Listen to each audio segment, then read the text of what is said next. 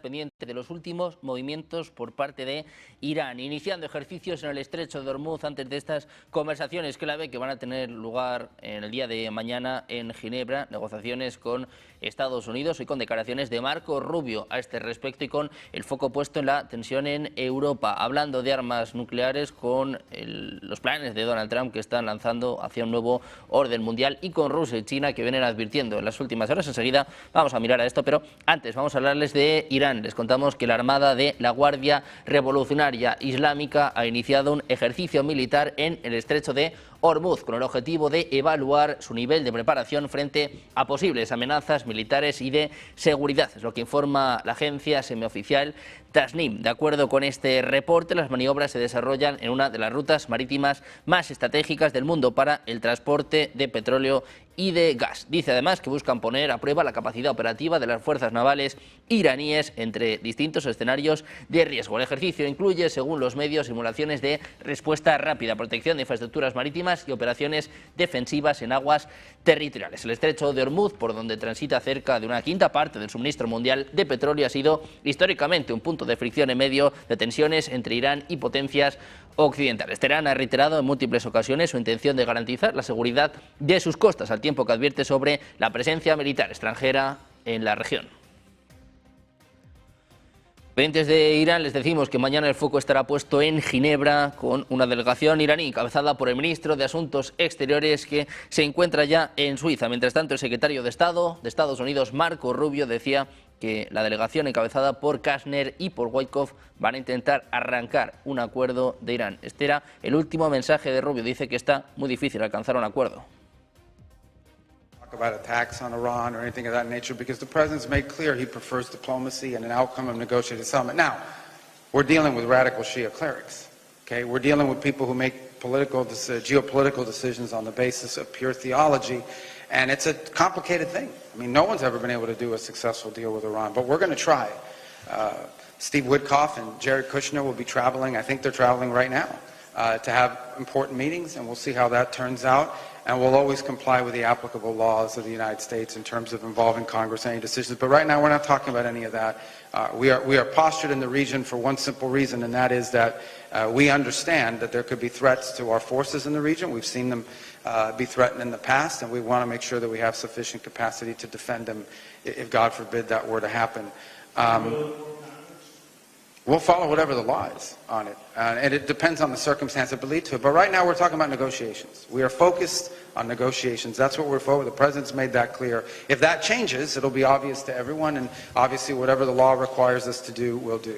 Y pendientes de Estados Unidos y de las tensiones con Irán, vamos a poner el foco en Anthropic. Este fin de semana se hablaba, de que el Pentágono, de que Estados Unidos había utilizado inteligencia artificial para capturar a Nicolás Maduro, y ahora tenemos, pues un giro, y es que el secretario de Defensa, el secretario de Guerra, Pete Hegseth, considera designar a Anthropic como un peligro para la cadena de suministros, lo que informa Axios hace apenas unos minutos, citando a un funcionario al tanto del asunto. Este informe surgió tras especulaciones de que el Pentágono podría poner fin a su colaboración con la empresa de inteligencia artificial fundada por antiguos miembros de OpenAI. Esto ocurriría después de que Anthropic supuestamente se negara a permitir que el departamento utilizara su herramienta cloud para trabajos de armamento sofisticado y vigilancia. Si Anthropic fuera sancionada, todas las empresas que trabajan con el Pentágono tendrían que dejar de usar sus herramientas de inteligencia artificial. Funcionarios de Estados Unidos describen esta posible ruptura como una enorme molestia para desenredar, ya que a los empleados les gusta la herramienta cloud. Dicen que la relación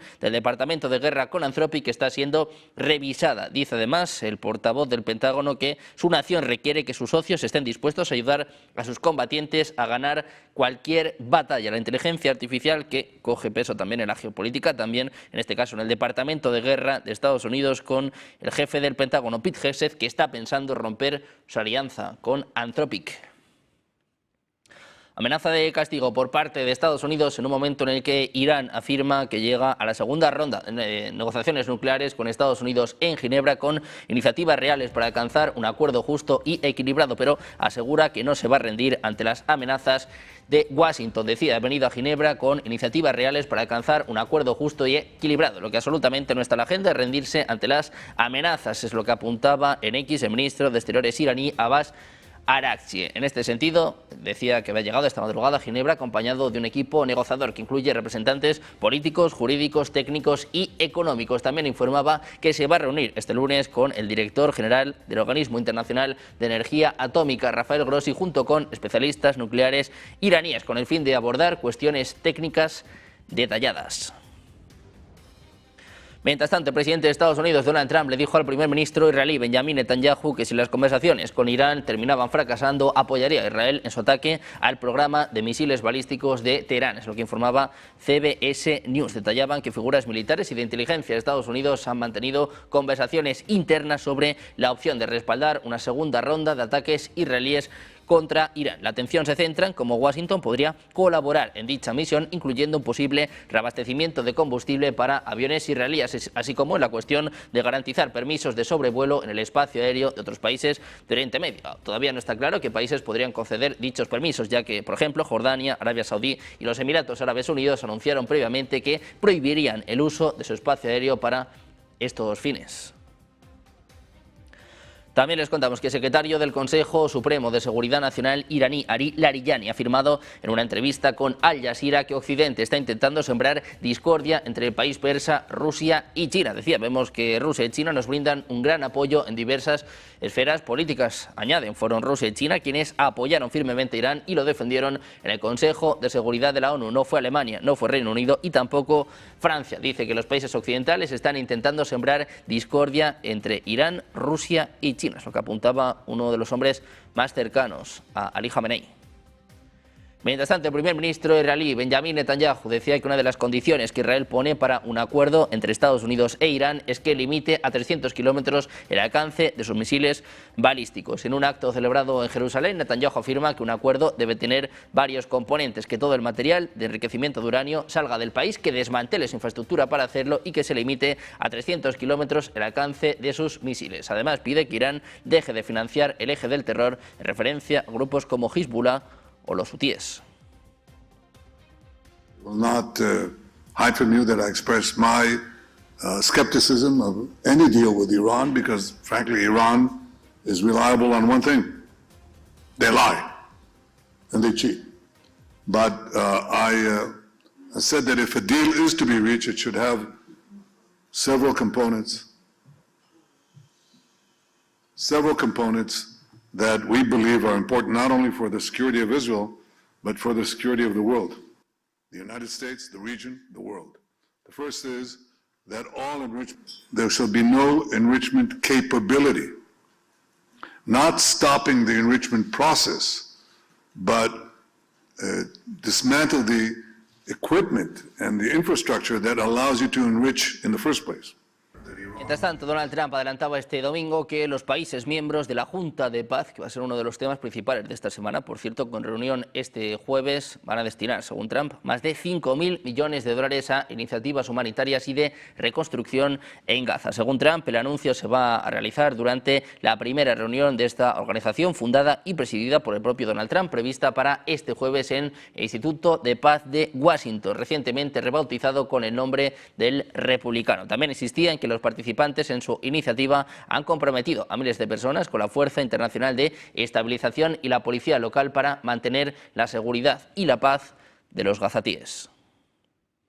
Mirando a Estados Unidos, también les contamos una noticia importante. Una oficial de la Fuerza Aérea de Estados Unidos advierte que usuarios anónimos en las redes sociales están publicando información sobre vuelos militares que en otros contextos sería considerada clasificada. Según explicaba la mayor Claire Randolph, jefa de armas y tácticas de la institución, el rastreo abierto de aeronaves por parte de cuentas en Internet representa un desafío para la seguridad operacional. Dice literalmente, cuentas de Twitter, actualmente X, de gente anónima que se dedica a estudiar dónde van nuestros aviones y a publicar y recopilar esa información. Dice que si los analistas de Estados Unidos hicieran algo parecido, lo considerarían secreto o incluso alto secreto, pero que eso se permite en Internet. Randall subrayaba que esta situación complica el ocultamiento de operaciones de gran escala. Por lo tanto, dice, la seguridad operativa, especialmente cuando se trata de movimientos transnacionales con cientos de aviones, es muy difícil de ocultar.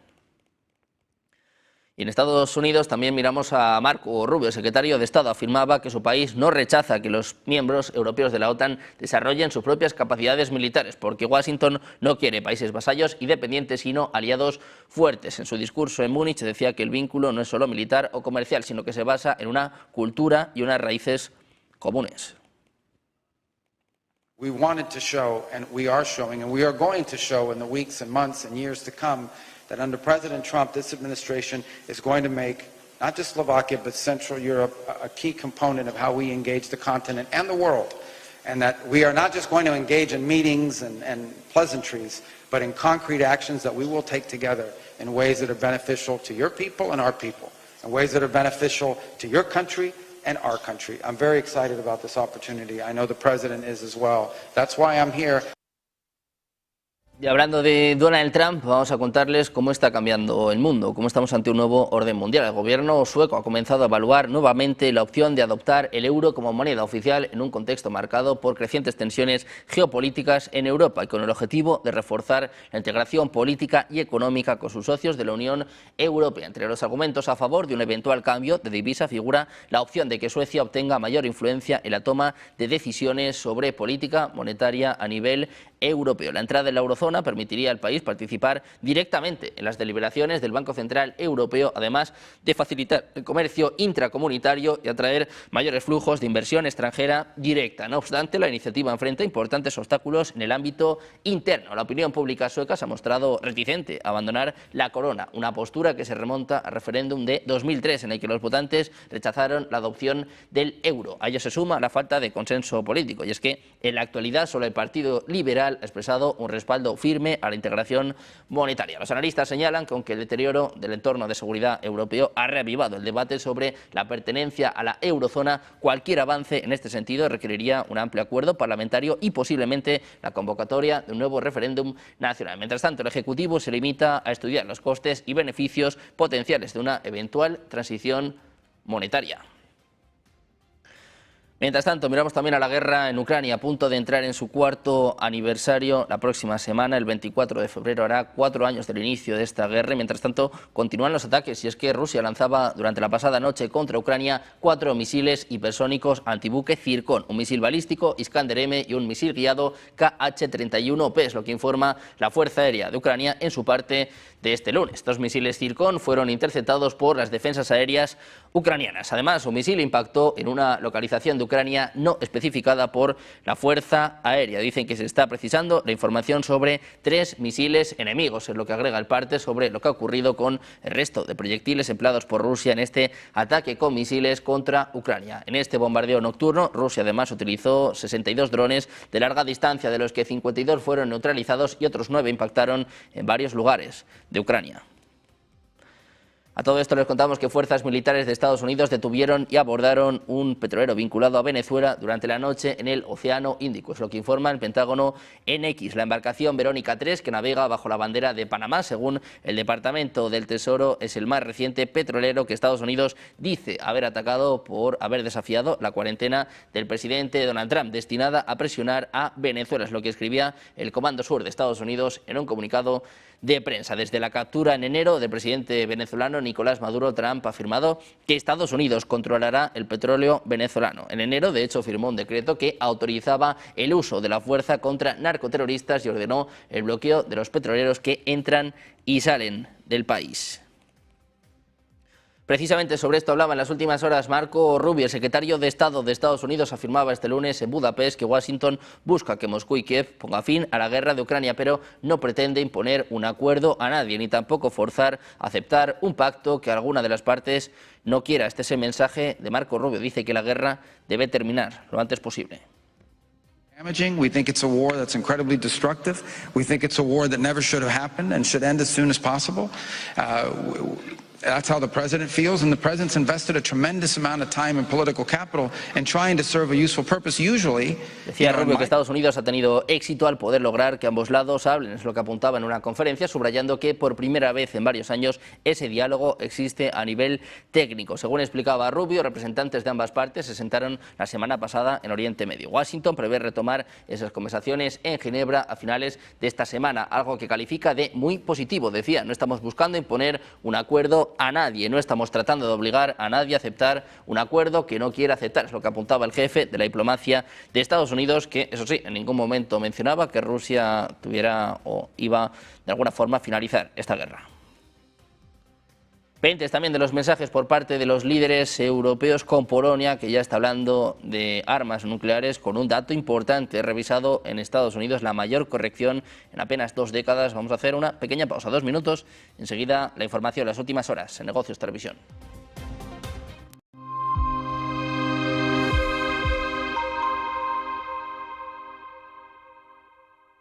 Es la de Macron. Francia al borde del colapso. No vivía un movimiento de salida de tantas mociones de censura contra los primeros ministros que va poniendo uno detrás de otro, van cayendo.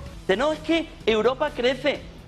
¿Qué va a crecer Europa? Si lo que hace es endeudarse. Y ahora que ya tienes todo el modelo al borde del colapso y que ve la élite que la situación ahora mismo es dramática, que le está diciendo una parte de la población: vamos a las calles.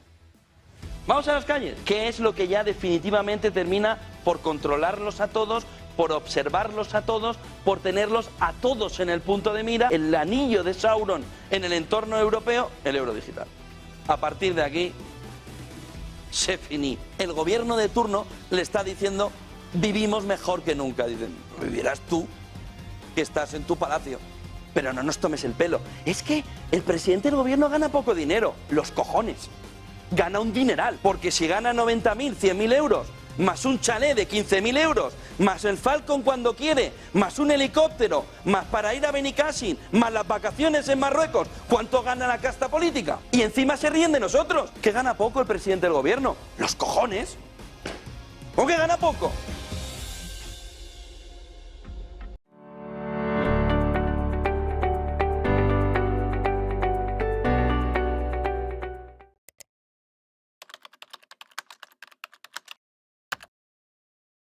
Buenos días, 8 de la mañana es la figura de Charlie. Buenos días, 8 de la mañana, dicen que al oro le han bajado a la tierra después de la jornada de ayer. Seguimos en Negocios Televisión. Mañana continuamos en Negocios Televisión. Sean bienvenidos de nuevo a Negocios Televisión. Negocios Televisión. Sobre todo intentando ver lo que Europa está poniendo encima de la mesa en esos ejercicios militares.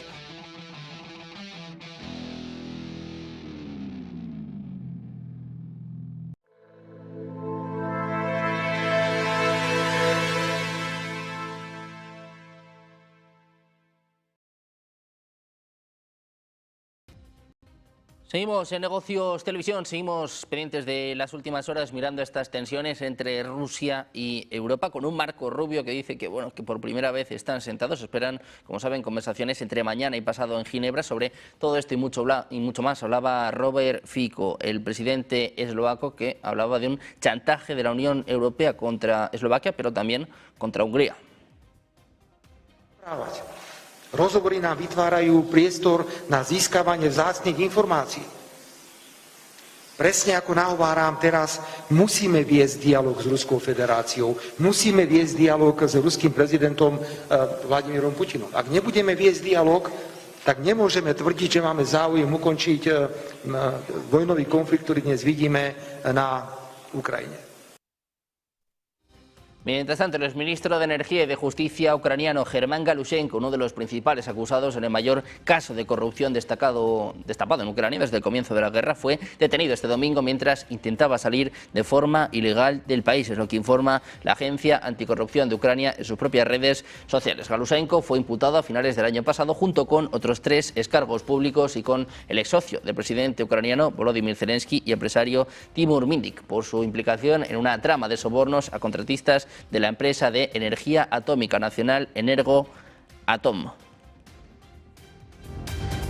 Además, también les contamos que Polonia, miembro de la OTAN, debería avanzar hacia el desarrollo de defensas nucleares. Es lo que afirmaba el propio presidente de su país, Karol Nawrocki. Decía: soy un gran partidario de la participación de Polonia en un proyecto nucleares, lo que decía Nawrocki en una entrevista con el medio de comunicación polaco Polsat News. Decía, somos un país que se encuentra al borde de un conflicto armado y sabemos cuál es la actitud de la agresiva imperial Federación Rusa hacia Polonia, es lo que afirmaba el propio Nawrocki. Polonia, presionada en el flanco oriental de la OTAN, mira con más ansiedad la inminente amenaza de Rusia que muchos de sus compañeros miembros de la alianza. El canciller alemán Friedrich Merz también declaraba este fin de semana que estaba discutiendo una disuasión nuclear europea con el presidente francés Emmanuel Macron. Además de Estados Unidos, Reino Unido y Francia son los únicos países de la OTAN con armas nucleares, aunque con arsenales mucho menores. Mirando a Europa, les contamos que una reunión informal de ministros de Relaciones Exteriores de la Unión Europea que la jefa de la diplomacia, Kaja Kallas, había planeado celebrar al margen de la conferencia de seguridad de Múnich ha sido cancelada, es lo que informa el medio político. El encuentro no se llevó a cabo debido a que la gran mayoría de los cancilleres ya se habían marchado de la conferencia que se celebró entre los días 13 y 15 de febrero, es lo que indicaban al medio 3 funcionarios al tanto del asunto. El año pasado, Kallas organizó una reunión similar, generando algunas tensiones con los ministros que no estaban en la ciudad alemana, es lo que indicaban en aquel entonces los diplomáticos. Esta vez no hay controversias, sino solo problemas organizativos, es lo que asegura al menos una de las fuentes. Precisamente la alta representante de la Unión Europea para la Política Exterior y de Seguridad, Kaja Kallas, decía este domingo que Europa no está al borde de la desaparición civilizacional, es lo que apuntaba en una intervención en Múnich, llevando la contraria a las tesis del gobierno de Estados Unidos. Kallas agregaba que no solo otros países europeos quieren integrar el proyecto comunitario, sino que puso como ejemplo a Canadá, donde más del 40% de los canadienses tienen un interés en entrar en la Unión Europea. La propia Kallas subrayaba este domingo que existe una necesidad urgente de recuperar la agencia europea, añadiendo que fortalecer su defensa debe ser uno de sus principales objetivos dada la situación en Ucrania. También miramos a España para contarles que el gobierno de Pedro Sánchez envió tan solo una semana después de ser espiado con el software Pegasus un avión con emisarios a Israel con una misión: conseguir que la empresa propietaria del programa espía NSO Group facilitase al Ejecutivo el material, al menos la descripción del contenido que Marruecos había extraído de su teléfono móvil tras un pinchazo. El equipo enviado por Moncloa viajó a Tel Aviv en el mismo avión privado que habían desplazado a Málaga para realizar un trabajo de contención de daños junto a técnicos israelíes a las pocas horas de constatar el espionaje. El ajetreo de inteligencia española israelí aquellos días post pinchazo culminó con un viaje de urgencia a Tel Aviv de representantes españoles, emisarios enviados por Moncloa con una misión concreta que era conocer que se le había robado exactamente a Pedro Sánchez de su teléfono, qué material concreto formaba parte de ese paquete de 2,6 gigas que había salido del móvil del líder socialista, en el que podrían hallarse vídeos, fotografías, audios, conversaciones de chat o documentos reservados. La respuesta que recibió el gobierno de los israelíes es que no fue del agrado de Moncloa. El gobierno continuó sin saber a ciencia cierta qué era lo que Pegasus había llevado del móvil de Sánchez. Fuentes de probada solvencia decían además que más tarde el propio Sánchez tomó varias decisiones sobre Israel por esta cuestión, llegando prácticamente a la ruptura de relaciones diplomáticas. También les contamos que un notable movimiento sísmico ha sobresaltado a la provincia de Almería durante las primeras horas de este lunes 16 de febrero. El Instituto Geográfico Nacional ha registrado el temblor a eso de las 12:55, asignándole una magnitud de 4,3. El origen del fenómeno se localizaba en el término municipal de Tabernas, específicamente las inmediaciones de la planta solar del municipio. Al producirse a una profundidad muy escasa, la energía se ha transmitido con mayor intensidad hacia la superficie, haciendo que el impacto fuera más perceptible para la población. Aunque el epicentro se fijaba en Tabernas, la onda sísmica se propagó con fuerza por gran parte de la geografía almeriense, alcanzando incluso provincias limítrofes. Según los baremos del IGN, el seísmo alcanzó una intensidad de entre 3 y 4, situándose en un rango que oscila entre lo débil y lo ampliamente observado. Por fortuna, no se tiene constancia de que el suceso haya provocado daños materiales o personales de consideración hasta el momento. También hablamos de economía. Les contamos que las cifras de empleo en Estados Unidos correspondientes a 2025 han sido revisadas a la baja en más de 1 millón de puestos, en concreto 1.029.000. Es lo que apuntan datos actualizados del mercado laboral, lo que supone la mayor corrección anual en al menos 20 años. La revisión se suma a los ajustes negativos registrados en ejercicios anteriores, con 818.000 empleos menos en 2024 y 306 306.000 en 2023, con respecto a estimaciones iniciales. En conjunto, autoridades estadísticas han recortado en 2.153.000 el número de puestos de trabajo previamente comunicados en los últimos 3 años. Desde 2019, las revisiones acumuladas han eliminado cerca de 2,5 millones de empleos de las cifras oficiales inicialmente publicadas, con ajustes negativos en 6 de los últimos 7 años. En comparación, las revisiones combinadas durante el periodo de 2009 a 2010, tras la crisis financiera global, se situó en torno a los 1,2 millones de puestos. Los expertos señalan que estas correcciones no implican necesariamente una destrucción reciente de empleo, sino ajustes metodológicos que se producen cuando los datos estimados en tiempo real se contrastan con registros administrativos más completos. No obstante, las revisiones han reavivado el debate sobre la solidez del mercado laboral de Estados Unidos y la fiabilidad de las primeras estimaciones mensuales utilizadas como referencia por responsables de política económica e inversores.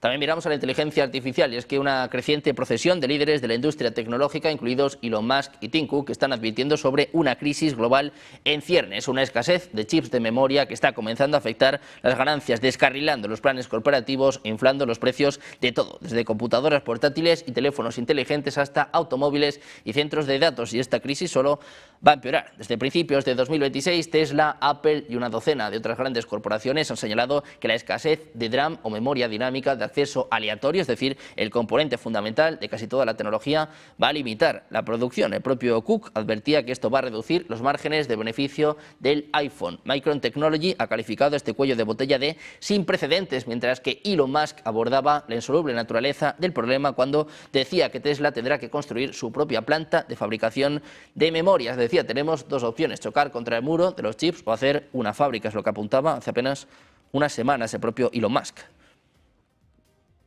A todo esto, miramos al Banco Central Europeo. Gobiernos de la Unión Europea estarían considerando acelerar el proceso de selección del próximo presidente del Banco Central Europeo ante la opción de un cambio político significativo en Francia tras las elecciones presidenciales previstas para 2027. Según fuentes comunitarias citados por medios europeos, el eventual ascenso al poder de figuras como Marine Le Pen o Jordan Bardella del partido Agrupación Nacional ha llevado a algunos responsables políticos a plantear un ajuste en el calendario para designar al sucesor de Christine Lagarde, cuyo mandato al frente del BCE va a terminar en octubre de 2027. La preocupación radica en que un nuevo ejecutivo francés con una orientación euroescéptica o crítica con determinadas políticas monetarias pudiera influir en el proceso de nombramiento o en el equilibrio institucional dentro de la eurozona. En este contexto, adelantar la decisión permitiría reforzar la continuidad y la estabilidad del Banco Central en un momento de elevada incertidumbre económica y política. No obstante, cualquier modificación del calendario habitual requeriría consenso entre los Estados miembros y el respeto a los procedimientos establecidos para la designación de altos cargos europeos. Por ahora no existe confirmación oficial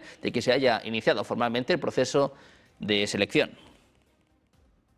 También les contamos que Warner Bros. Discovery está considerando reabrir negociaciones de venta con el estudio rival de Hollywood Paramount Skydance, después de recibir la oferta modificada más reciente de su pretendiente hostil. Los miembros de la Junta de Warner están discutiendo si Paramount podría ofrecer un camino hacia un acuerdo mejor, una medida que puede encender una segunda guerra de ofertas con Netflix. La Junta no ha decidido cómo responder y todavía tiene un acuerdo vinculante con Netflix. Decían además en este sentido que están discutiendo información no pública. Paramount presentaba la semana pasada términos modificados que abordan varias inquietudes. La compañía cubrirá una comisión de 2.800 millones adeudada a Netflix y Warner Bros. Rescinde su acuerdo y ofrece respaldar una refinanciación de la deuda de Warner Bros. Paramount también afirmaba que compensará a los accionistas de Warner Bros. Si el acuerdo no se cierra antes del 31 de diciembre.